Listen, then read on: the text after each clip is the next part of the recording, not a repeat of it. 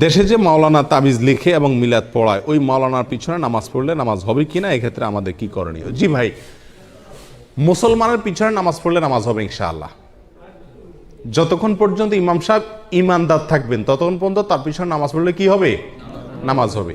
ইমাম সাহেব যদি বেদাতি হন তবুও তার পিছনে নামাজ পড়লে নামাজ হয়ে যাবে ইনশাআল্লাহ। যদি তিনি এরকম কোনো কাজ করেন যে কাজটার ফলে তিনি কাফের হয়ে যান, কুফরি পর্যন্ত চলে যায়, তখন কিন্তু তার পিছনে নামাজ পড়লে আর কি হবে না? নামাজ হবে না।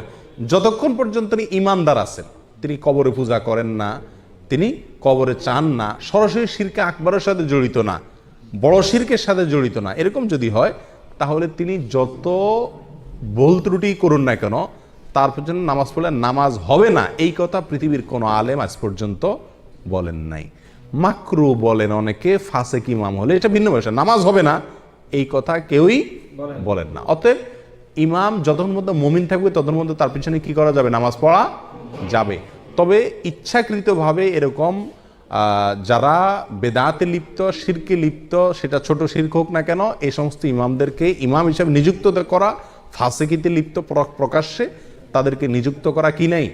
জায়েজ নাই। কিন্তু নিযুক্ত করার দায়িত্ব বা ক্ষমতা আমার হাতে নাই। আমি একজন সাধারণ মুসল্লি, সেই হিসাবে আমি নামাজ পড়লাম, আমার নামাজ ইনশাআল্লাহ হয়ে যাবে, যদি বিকল্প ভালো কোনো ব্যবস্থা বা ইমাম মসজিদ না থাকে।